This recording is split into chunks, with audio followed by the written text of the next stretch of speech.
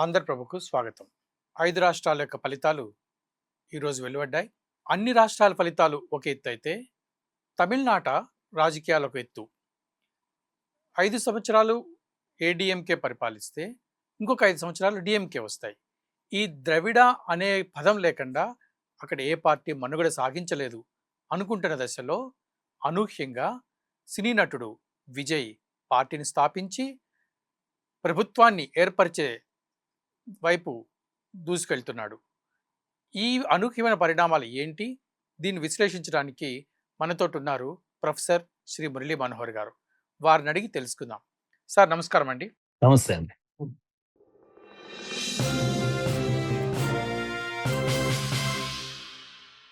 Sir, అదే ఈ 5 రాష్ట్రాల ఫలితాలు ఉన్నాయి కదా సార్. దీంట్లో ఒక్కొక్క దాని మీద మనము 2 రాష్ట్రాల గురించి చర్చిద్దాం సార్. మొట్టమొదటిగా తమిళనాడు. సో 5 రాష్ట్రాల ఫలితాలు ఒకటైతే, తమిళనాడు ఫలితాలు కొంత ఎవరు ఊహించినట్టుగా వచ్చినాయి. ముఖ్యంగా తమిళనాట ద్రవిడ అనే పదం లేకపోతే ఆ పార్టీ మనుగడలో సాగలేదు అనుకున్న దాని నుంచి ఈ సినీ నటుడు విజయ్ గారు ఒక విధంగా ఆ ట్రెడిషన్ని, ఆ పరంపరని ఒక బ్రేక్ చేశాడు అనుకోవాలా సార్? ఎట్లా భావించాలి తమిళనాడు రాజకీయాలని, ఈ ఫలితాలని? నిజమే. ఇది అందరూ ఊహించినట్టుగా లేదు ఫలితం తమిళనాడు. అందరూ స్టాలినే మళ్ళా వస్తాడు, కాస్త నంబర్ అటు ఇటు అయినా ఆయన్నే వస్తాడు, బలంగా ఉన్నాడు. పైగా విజయ్ మాత్రం థర్డ్ ప్లేస్ లో ఉంటాడు. 10-20 సీట్ల కన్నా ఎక్కువేం రావు. అయితే మహా అయితే కింగ్ మేకర్ గా అయితే అవకాశం ఉంది, కానీ కింగ్ అవుతాడు అనేది మాత్రం ఎవరు ఊహించనటువంటి విషయం. అది మీరు అన్నది చాలా నిజం. అది అయితే ఊహించలేకపోతే తప్పు, అది మనదే అవుతుంది. కానీ తనను తాను ఊహించుకున్నాడు, తన ప్లాన్ లో తానున్నాడు అని నేను అనుకుంటున్నాను. ఇప్పుడు విజయం చూసిన తర్వాత హి హ్యాడ్ హిజ్ ఓన్ ప్లాన్. మనము ఇన్నోసెంట్ గా ఆయనకంత ఇది లేదులేండి, అంత సినిమా లేదు, సినిమాల్లో ఉన్నా కూడా ఆయనకు అంత సినిమా లేదు అని మనం మాట్లాడుకుంటే అది మన తప్పే అవుతుంది. కానీ ఆయన నేను నా అబ్జర్వేషన్ ఏంటంటే, ఆయన 2 years బ్యాక్ పార్టీ పెట్టాడు, అందరూ తొందరగా పవర్ లోకి వచ్చేసాడు అని అందరు మాట్లాడుతున్నారు. కానీ నా అబ్జర్వేషన్, ఆయన 2009 లోనే చాలా పెద్ద ఎత్తున ఆయన ఒక ఫ్యాన్ క్లబ్ ఏర్పాటు చేశాడండి 2009 లో. అప్పుడు లోకల్ బాడీ ఎలక్షన్ లో కూడా వాళ్ళ ఫ్యాన్ క్లబ్ కంటెస్ట్ చేసింది. అసలు అప్పటి నుంచి నాకు ఒక ప్లాన్ ఉందండి. మనం అబ్జర్వ్ చేయలేదు, కానీ 2009 నుంచే ఒక ప్లాన్ తో వెళ్తున్నాడు. ఎందుకంటే ఈ సినిమా హీరోలు రాజకీయాలకు ఎంటర్ అయ్యే ముందు మనము ఎన్టీ రామారావు గాని, లేకపోతే ఎంజీఆర్ గాని, ఇంకా కొందరిని చూసినట్టయితే వాళ్ళు ఏం చేస్తుంటారంటే, ప్రజలకు ఒక మెసేజ్ ఇస్తూ ఉంటారు. వాళ్ళ సినిమాలే ఆ విధంగా తీస్తుంటారు. ఉదాహరణకు సామాజిక న్యాయం పైన ఎక్కువగా సినిమాలు తీస్తారు.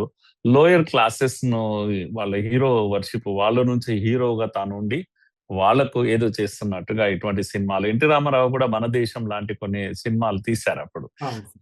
అంటే ప్రజలను అట్రాక్ట్ చేస్తూ తానే నాయకుడు అనేటువంటి ఇమేజ్ ను సినిమాల్లో ఇస్తూ ఉంటారు. అది 2009 తర్వాత మీరు ట్రెండ్స్ కనుక చూసినట్టే అలాంటి సినిమాలు విజయ్వి వచ్చాయండి. నాకు నా ఇది ఏంది అంటే, ఇదంతా కూడా ఆయన ప్రిపరేషన్ లో ఉన్నాడు. మనము ఫాలో కాకపోతే అది మన తప్పు అవుతుంది, కానీ ఆయన ప్రిపరేషన్ లో ఉన్నాడు. రెండో విషయం ఏంటంటే, ఆయన మీరు అన్నట్టుగా పాలిటిక్స్ లో వ్యూహం అనేది చాలా ముఖ్యం. ఆయన తన యొక్క పార్టీ పేరు ద్రవిడ అనే పేరు లేకుండా పెట్టాడండి. అంటే మొదటిసారి తమిళనాడు ప్రజల్లో ద్రవిడకు దూరంగా ప్రజలను తీసుకెళ్లే ప్రయత్నం చేస్తున్నాడు. కానీ లోకల్ సెంటిమెంట్ టీవీకేలో ద్రవిడ లేదు, కానీ త్రివికేలో తమిళగా వెట్రి కజగం అని అన్నాడు. అంటే ఆ తమిళ సెంటిమెంట్ ని పెట్టాడు ఆయన. అయితే తెలుగుదేశం అని ఎక్కడ పెట్టారో, లేకపోతే టిఆర్ఎస్ తెలంగాణ అని పెట్టారు, ఆ విధంగా ఆయన కూడా తమిళ సెంటిమెంట్ ని పెట్టాడు, కానీ ద్రవిడ సెంటిమెంట్ ను వాడలేదు. కనుక మొదటిసారి ఆయన చేస్తున్న పెద్ద పని ఏంటి అంటే, ద్రవిడ లేకున్నా కూడా తమిళనాడులో ఓటేస్తారు అనేది ప్రూవ్ చేశాడు ఆయన. సో ఇది వ్యూహం కాదనుకుంటామా మనం? ఆయనకేమి తెలియక, బుద్ధి లేక అలా పెట్టుకున్నాడు, ఏదో ఫ్లూక్ లో గెలిచాడు. నో, ఐ డోంట్ థింక్ ఆయన ఫ్లూక్ లో ఏం గెలయలేదు. చాలా లాంగ్ విజన్ తోనే ఆయన రాజకీయాలకు వచ్చాడు. చాలా ముందు నుంచే ప్లాన్ చేసుకున్నాడు. 1-2 ఇయర్స్ లో చేసింది కాదు. సరే 2014లో ఆయన 14లో కాదు 2024లో ఆయన పార్టీ పెట్టాడు అనుకుందాం.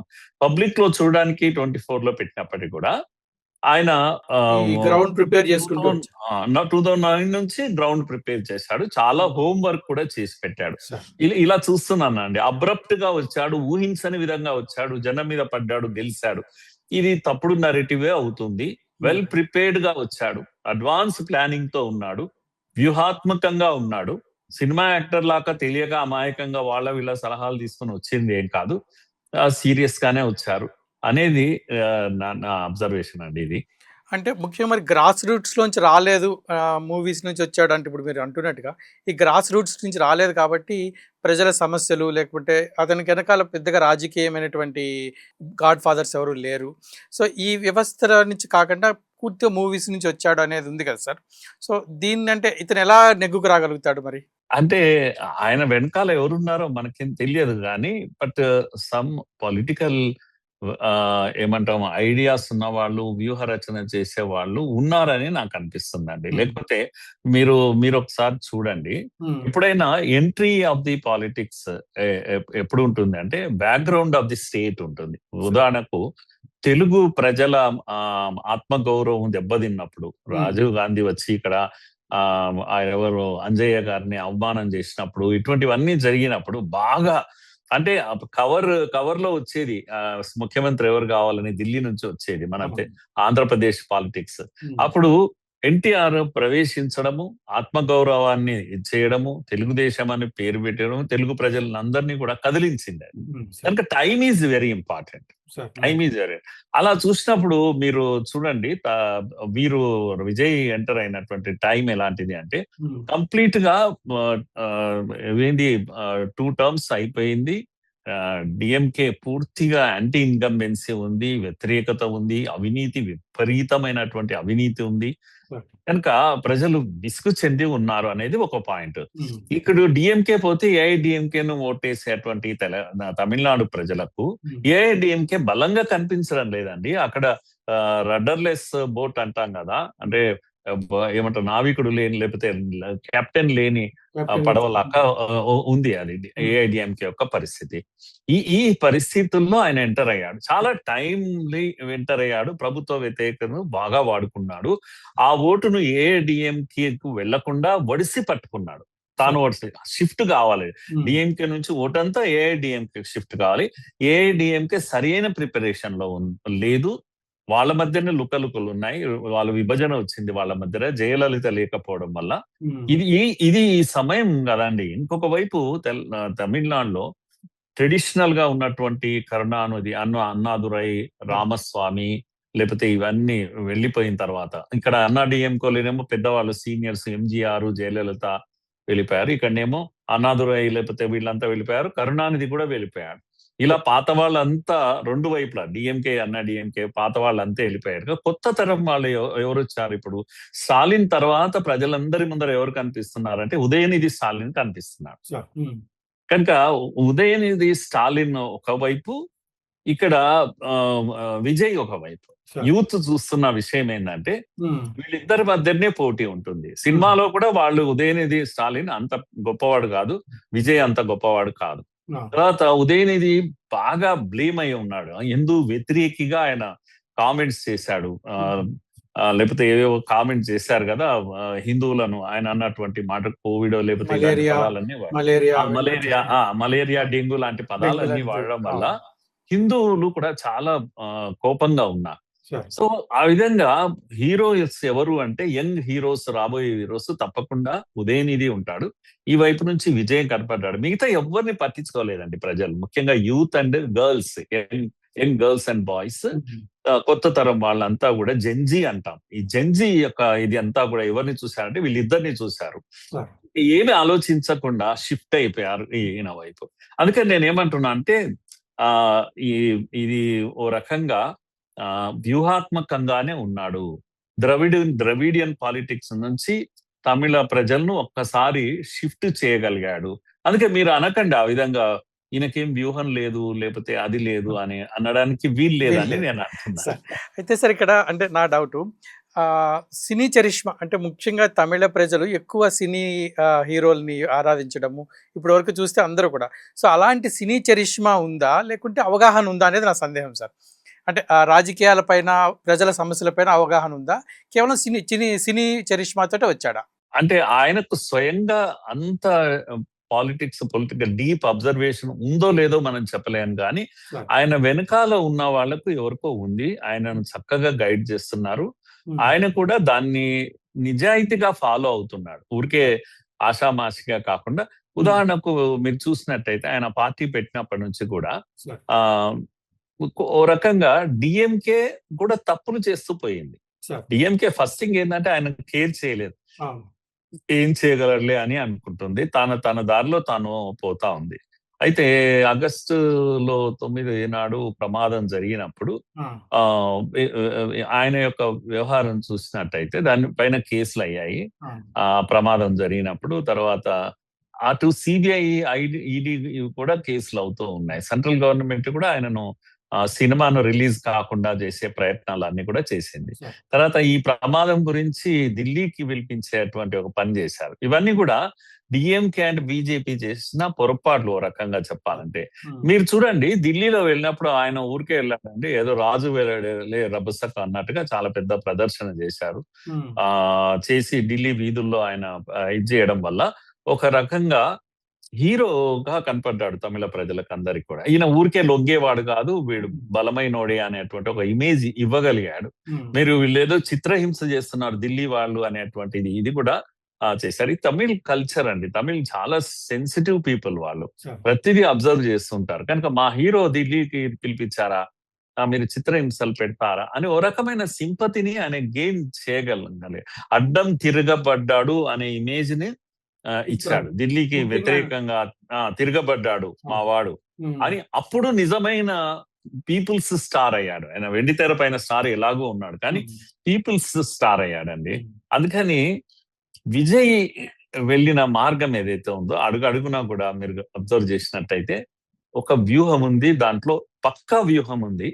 పక్కా ఓటు బ్యాంక్ క్యాచ్ చేసుకున్నాడు. చివరి పోలింగ్ వరకు కూడా తాను ఇచ్చేశాడు. పోలింగ్ అయ్యాక కూడా ఆయనకు తెలుసు నేను గెలవబోతున్నానని. ఆయనకిచ్చిన లెక్కలిచ్చిన వాళ్ళు చెప్పారు మీరు గెలుస్తున్నారని. కనుక గెలిచాక నేను ఒక వర్గం వాడిని అని అనిపించుకోకూడదని చెప్పేసి హ్మ్. ఈ దేవాలయాలన్నీ తిరగడం మొదలుపెట్టాడు. ఏదైతే ఈయన కూడా యాంటీ హిందూ అనే ముద్ర పడుతుందేమో అనేది చేసేసి తాను మొదటి నుంచి కూడా జాగ్రత్త పడ్డాడు కూడా. ఎక్కడ తాను క్రైస్తవుడు అయినప్పటికీ కూడా జోసెఫ్ విజయ్ అని చెప్పినప్పటికీ కూడా తల్లి బహుశా హిందూ అనుకుంటాను, తండ్రి క్రిస్టియన్. ఇవన్నిటిని కూడా బయటికి రాకుండా చూసుకున్నాడు. తాను ఎక్కడగా ఎక్కువ ఎక్స్‌పోజ్ కాలేదు. ఏ ఒక్క మతంతో, ఏ ఒక్క కులంతోటి ఎక్కువ ఎక్స్‌పోజ్ కాకుండా కూడా జాగ్రత్త పడ్డాడు. ఇవన్నీ పాలిటిక్స్‌లో భాగం ఇది. కనుక ఆయనకు తెలుసా అంటే నాకు తెలియదు. ఆయనకు తెలుసో లేదో గానీ ఆహ్, ఆయన యొక్క జాగ్రత్తలు ఇవన్నీ చూసినట్టయితే బాగా మెచ్యూర్డ్ పీపుల్ వెనకాల ఉన్నారు. గైడ్ చేస్తూ ఉన్నారు. అందుకే ఎన్నికలు అయ్యాక కూడా నేను రూల్ చేయాల్సింది ఉంది కనుక అందరినీ కలుపుకుపోవాలి అని టెంపుల్స్ అనేక టెంపుల్స్ తిరుగుతూ వచ్చాడు. ఇది కూడా మనం గమనించాల్సినటువంటి విషయం సార్, అండి. అయితే 2025లో ప్రశాంత్ కిషోర్ ఎవరైతే ఉన్నారో అతన్ని నేను విజయ్‌ని ఖచ్చితంగా ముఖ్యమంత్రిని చేస్తాను అని చెప్పి అన్నాడు సార్. అంటే మీరు ఆ! అనుకుంటున్నటువంటి ఈ వ్యూహకర్త లేకుంటే ఈ వెనకాల నడిపిస్తుంది ప్రశాంత్ కిషోర్ అనుకోవాలా? అది బహుశా నాకు తెలియదు. ఎ ఎ మరి అంటే సర్వీసెస్ గదా! 2025లో ప్రశాంత్ కిషోర్ అవును. అనౌన్స్ అవును. చేశాడు. సార్. ఆ!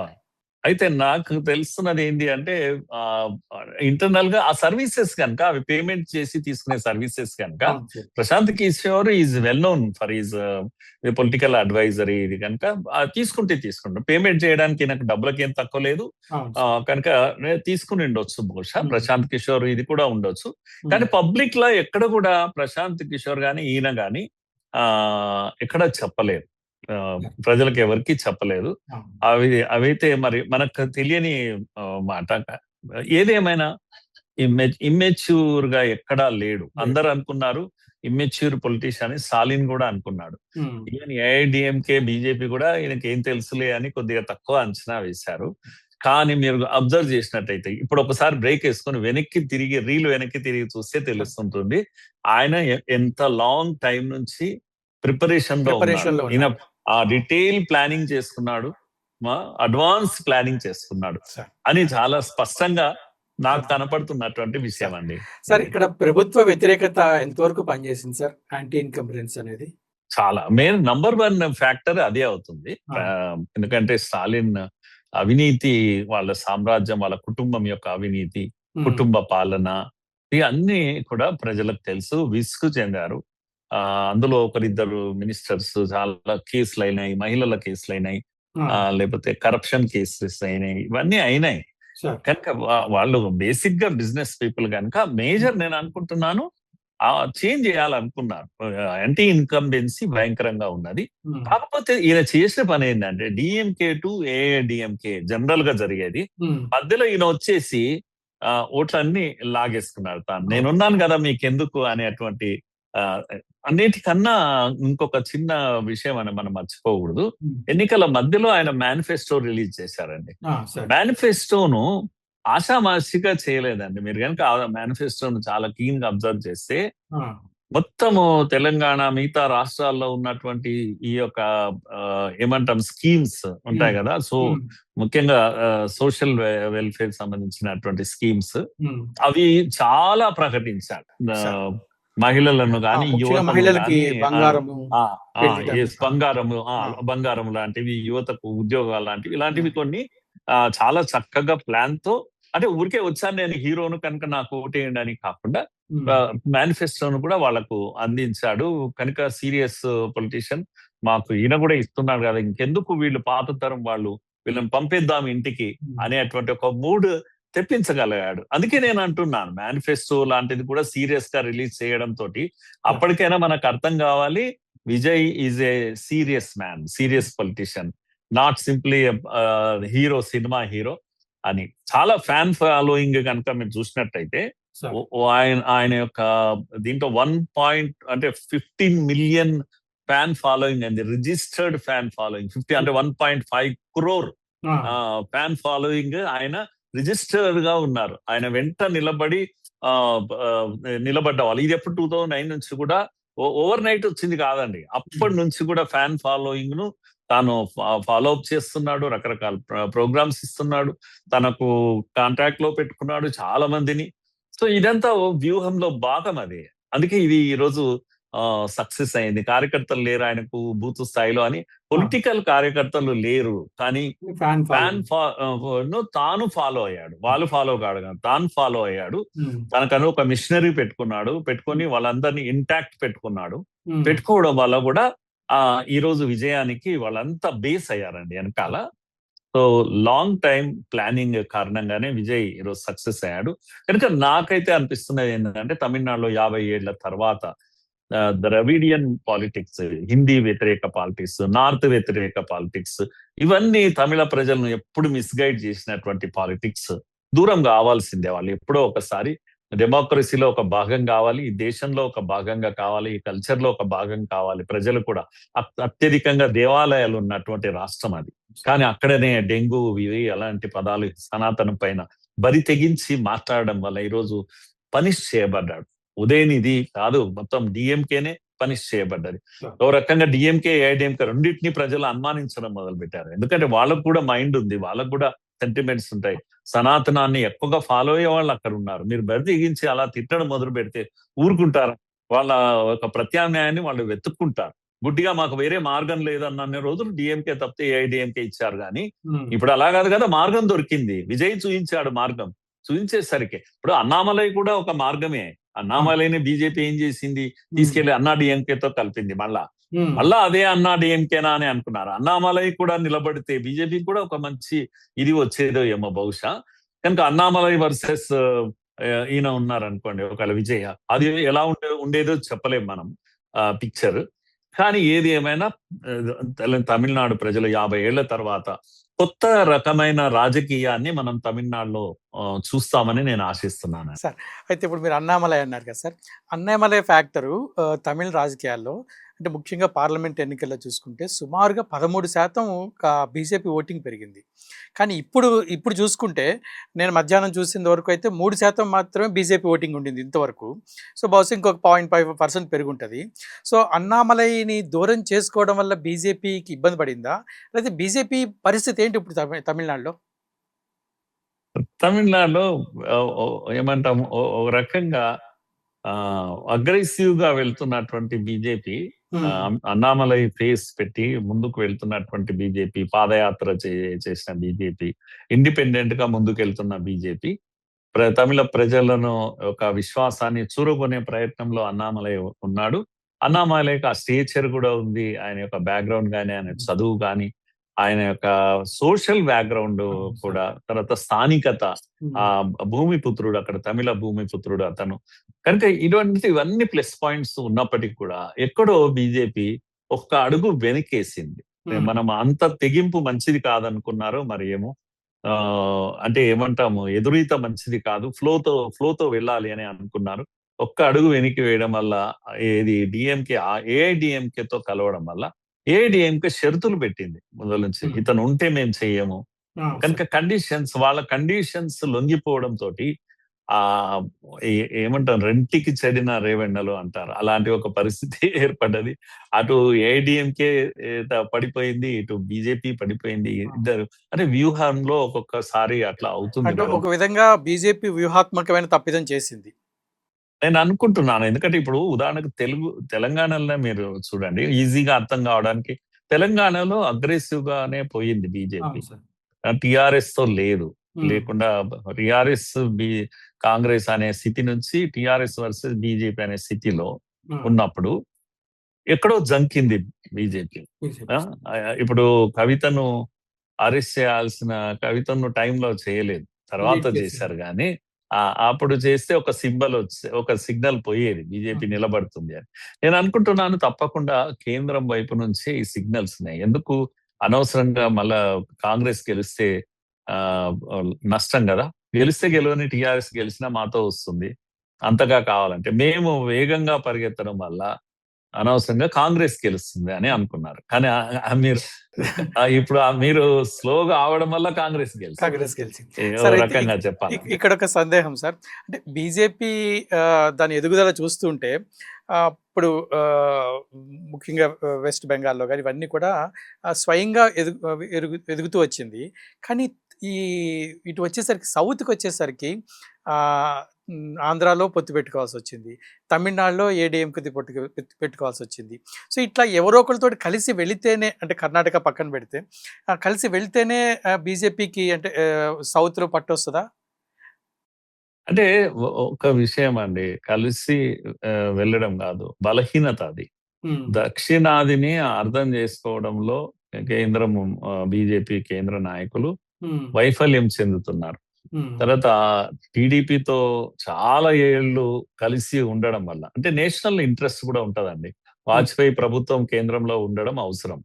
కనుక రాజీ పడైనా సరే, మన బలహీన పడ్డా సరే, 4 సీట్లు తక్కువైనా సరే, తెలుగుదేశంతో ఉంటే మనము కేంద్రానికి 4 సీట్లు ఇవ్వగలుగుతాము, వాజ్పేయి ప్రభుత్వాన్ని నిలబెట్టగలుగుతాం అనేటువంటిది అది ఒక త్యాగం. అది అందుకని సౌత్ లో ముఖ్యంగా ఆంధ్రప్రదేశ్ ఇక్కడ అంతా కూడా త్యాగం చేయాల్సి వచ్చింది, పోగొట్టుకోవాల్సి వచ్చింది. ఎందుకంటే కేంద్రంలో అధికారంలో ఉండడమే ముఖ్యం.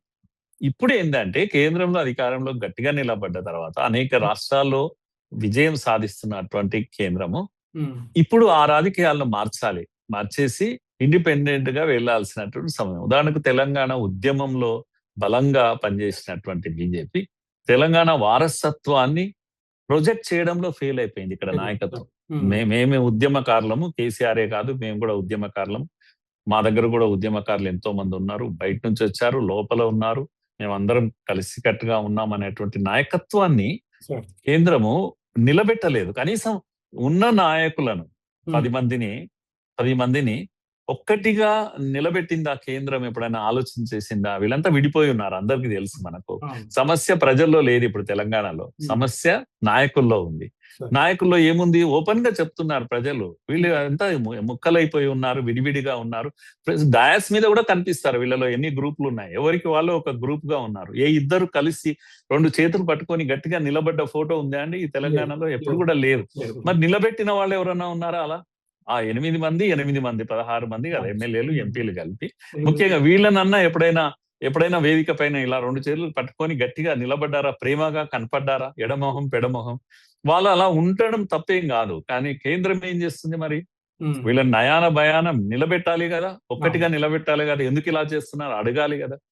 అది కనుక ఇది మనం ఈ సబ్జెక్ట్ డిస్కస్ చేయాల్సింది కాదు. కానీ మొత్తం మీద సౌత్ లో అంచనాలు వేయడం, ఉదాహరణకు ఆయన పేరండి యడ్యూరప్ప గారు ఉన్నారు కర్ణాటకలో.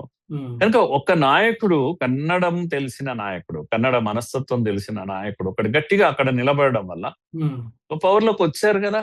పవర్లో సౌత్ లో కూడా రావచ్చు, పెద్ద సమస్య ఏం కాదు. మీరు నాయకత్వాన్ని నిలబెట్టాలి, అటు ఇటు ఊగిసలు ఆడకూడదు. మళ్ళా ఇక్కడ కూడా అంతే, నిలబెట్టాలి. మీరు నిలబెడితే అవుతుంది, నిలబెట్టకపోతే కాదు. కనుక భరోసా ఇవ్వాలి, ఎవరో ఒక గట్టి నాయకుడిని. అలాంటిది కొంత ఫెయిల్ అవుతా ఉంది అని అనిపిస్తుంది. దక్షిణాదిలో బీజేపీ రావడము పెద్ద సమస్య కాదు, అర్థం చేసుకోవడంలో ఫెయిల్యూర్స్ ఉన్నాయి. సార్ మళ్ళీ తమిళ రాజకీయాలకు వస్తే ఈ డీలిమిటేషను, ఈ ఉమెన్ బిల్లు, వీటి యొక్క ప్రభావం ఏమన్నా పడిందా? ఎందుకంటే ముఖ్యంగా స్టాలినే దాన్ని వ్యతిరేకించాడు బాగా. అలాగే హిందుత్వాన్ని వ్యతిరేకించడం వల్ల కూడా ఈ ఈ పరిస్థితి డిఎంకేకి ఏర్పడిందా? సౌత్ లో ఒకటి వీళ్ళు మాట్లాడేటప్పుడు ఏమంటారంటే, ఇది నార్త్ కాదు, ఇది కౌ బెల్ట్ కాదు, ఇది హిందీ ప్రాంతం కాదు, మీ యొక్క రాముడి అయోధ్య పాలిటిక్స్ ఇక్కడ నడవవు, ఇలాంటివి మాట్లాడుతూ ఉంటారు. కానీ అట్లేం కాదండి, ఇక్కడ కూడా హిందువులే ఉన్నారు, హిందుత్వం ఉంది. కనుక మీరు మాట్లాడిన మాటలకు, ఉదయనిధి మాటలకు ఈరోజు మీరు దెబ్బతిన్నారు కదా. హిందువులు అక్కడ ఒక్కటయ్యారు కదా, కూల్చారు. కనుక ఇప్పుడు నిలబెట్టలేకపోయినా ప్రభుత్వాన్ని కూల్చగలుగుతారు వాళ్ళు. కనుక అలా చేశారు. తమిళనాడునే అలా చేసినప్పుడు తెలంగాణలో ఇంకా ఎక్కువ ఉంటుంది ఇది. కనుక అట్లేం కాదు.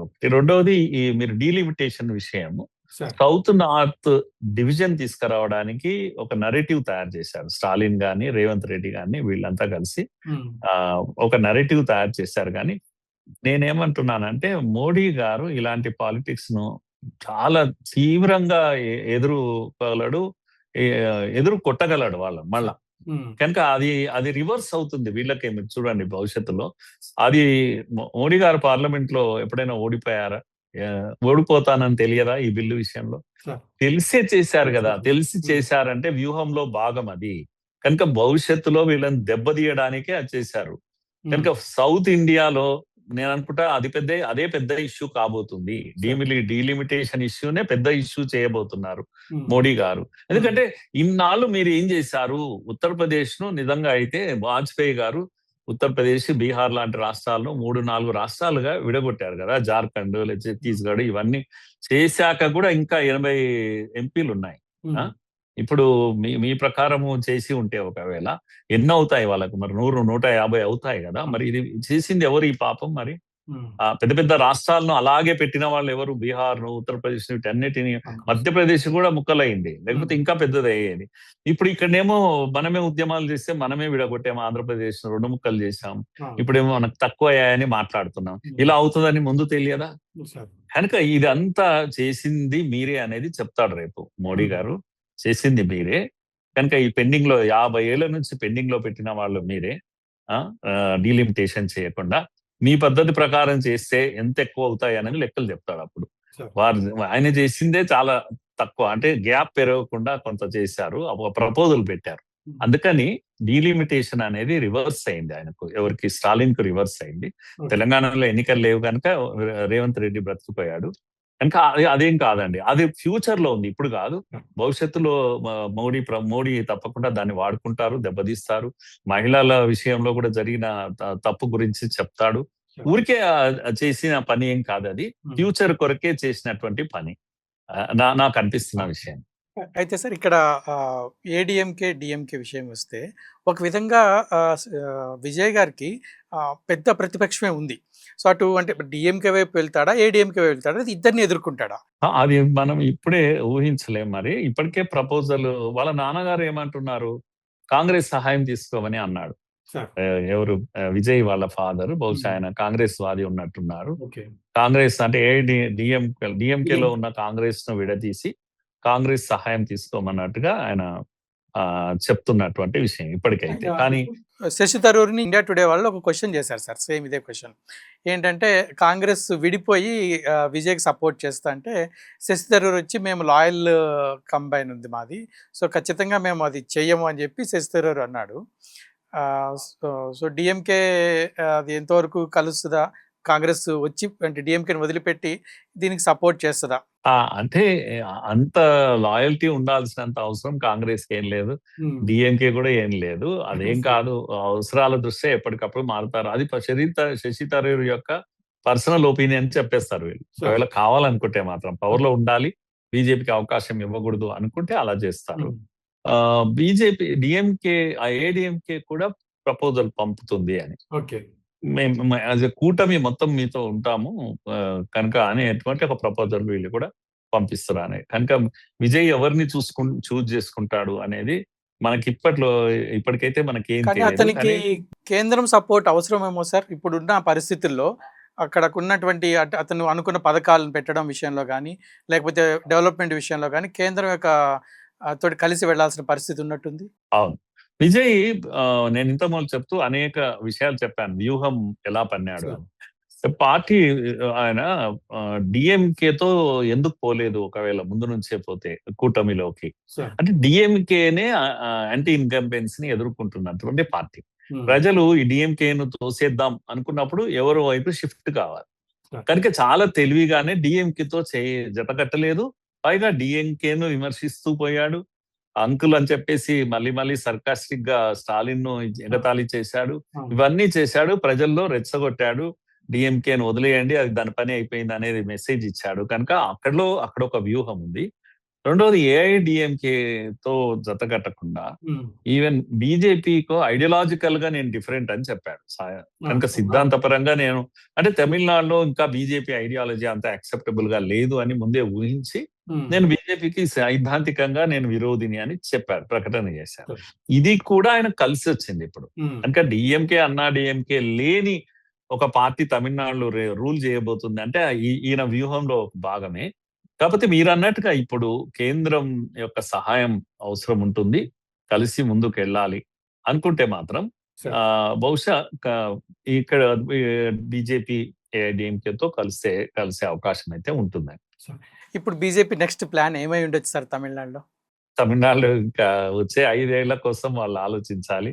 ఒకవేళ ప్రభుత్వంలో విజయ్తో కలిసి ఉంటేనేమో ఒక రకంగా ఉండాల్సి వస్తుంది, లేకపోతే లేకుండా ఉంటే స్వేచ్ఛ ఉంటుంది కనుక ఇంకా ఉద్యమాలు నిర్మాణం చేసుకోవడం, సొంతంగా తన యొక్క సంస్థాగతమైన పట్టు సాధించుకోవడం, అన్నామలై లాంటి వాళ్ళకి మళ్ళా ఫ్రీడమ్ ఇవ్వడం, అవసరమైతే కేంద్రంలో ఆయనను మంత్రిగా చేసి కొద్దిగా ఇమేజ్ బిల్డప్ చేసి తమిళనాడు సౌత్ ఇండియా పాలిటిక్స్ లో ఆయనకు కీ రోల్ ఇవ్వడం లాంటివి బహుశా అవి చేస్తే అవకాశాలు ఉంటాయని అనిపిస్తుంది. ఇంకా సార్ చాలా సంతోషం, మీ విలువైన సమయాన్ని మాకు కేటాయించారు. చూశారు కదా, ఇది తమిళనాడు యొక్క రాజకీయాలు. విజయ్ అనేటువంటి వ్యక్తి అంత ఈజీగా ఈ విజయాన్ని సాధించలేదు. దాని వెనకాల ఎంతో వ్యూహం ఉందని ప్రొఫెసర్ మురళీ మనోహర్ గారు మనకు తెలియజేశారు. ఇంకో కార్యక్రమంలో మళ్ళీ కలుద్దాం. నమస్కారం.